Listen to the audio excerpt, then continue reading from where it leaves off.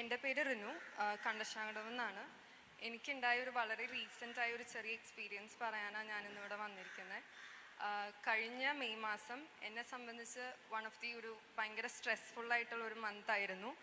ഒത്തിരി ടെൻഷനൊക്കെ ഉള്ളൊരു മന്തായിരുന്നു. ഞാൻ കുറച്ച് നാൾ ചെയ്തിരുന്ന ഒരു കാര്യത്തിന് ഒരു ഫൈനൽ റിസൾട്ട് എന്ന് പറയുന്ന പോലെ ഒരു റേസിൻ്റെ ഫൈനൽ ലാപ്പ് പോലെയായിരുന്നു. എൻ്റെ CA ഫൈനൽ എക്സാം ആയിരുന്നു. അപ്പോൾ ഒത്തിരി ടെൻഷനും പേടിയൊക്കെ ഉണ്ടായിരുന്ന ഒരു ടൈമായിരുന്നു.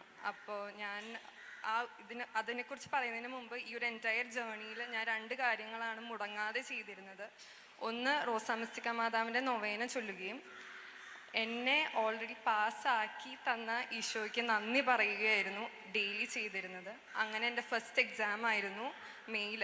ഫസ്റ്റ് എക്സാം ആയിരുന്നു ഞാൻ ഏറ്റവും പ്രിപ്പയർ ചെയ്ത് ഒത്തിരി പഠിച്ച ഒരു എക്സാം അതായിരുന്നു. പക്ഷെ അത് ഭയങ്കര പാടായിരുന്നു, ഒത്തിരി ഡിഫിക്കൾട്ടായിരുന്നു. കരഞ്ഞുകൊണ്ടാണ് ഞാൻ എക്സാം ഹാളിൽ നിന്ന് വന്നത്. ഇനിയുള്ള എക്സാം ഞാൻ എഴുതുന്നില്ല, എഴുതിയിട്ട് ഇനി എന്തിനാ കാര്യം, അങ്ങനെയൊക്കെയുള്ളൊരു തോട്ട്സ് ആയിരുന്നു ഉണ്ടായിരുന്നത്.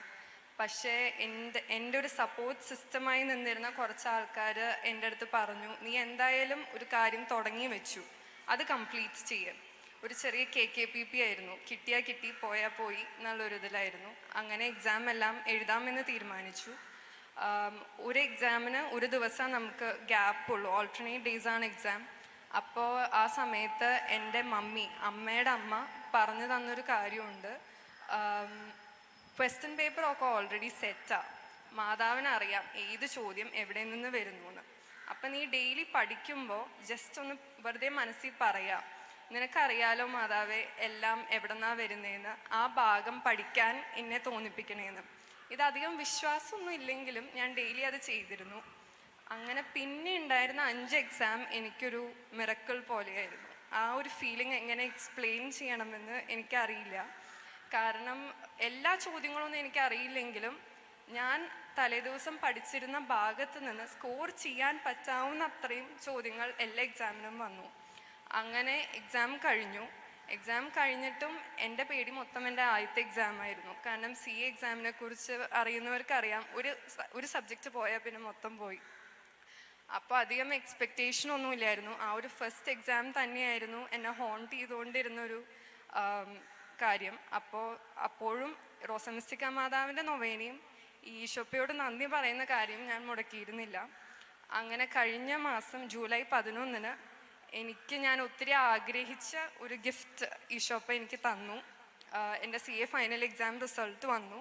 എൻ്റെ ഫസ്റ്റ് അറ്റംപ്റ്റിൽ തന്നെ ഞാൻ CA ഫൈനൽ എക്സാം ക്ലിയർ ചെയ്തു. ഈശോയ്ക്ക് നന്ദി. ഈ ഒരു ഇതിൽ എൻ്റെ വിശ്വാസക്കുറവ് അല്ലെങ്കിൽ വിശ്വാസമില്ലായ്മ അത് മാറ്റി കൂടുതൽ വിശ്വസിക്കാൻ എന്നെ പഠിപ്പിച്ചൊരു ലൈഫ് ലെസൺ ആയിരുന്നു. അപ്പോൾ ഇതിൽ എനിക്കാകെ നിങ്ങളുടെ അടുത്ത് പറയാനുള്ളത്, നിങ്ങൾ ഒരു കാര്യം ഒത്തിരി ആഗ്രഹിച്ചാൽ അതിന് അന്ന് മുതലേ നന്ദി പറഞ്ഞ് ഈശോയോട് start thanking him and just trust him. He'll be there for you. Thank you. നമുക്കറിയാം CA എക്സാമൊക്കെ ഫസ്റ്റ് ചാൻസിൽ പാസ്സാവെന്ന് പറഞ്ഞാൽ വളരെ ബുദ്ധിമുട്ടാണ്. നമുക്ക് പ്രത്യേകമായിട്ട് ഈശോയോട് നന്ദി പറഞ്ഞ് ഒരിക്കൽ കൂടി കരഘോഷം മുഴക്കി നന്ദി പറഞ്ഞ് അവസാനിപ്പിക്കാം.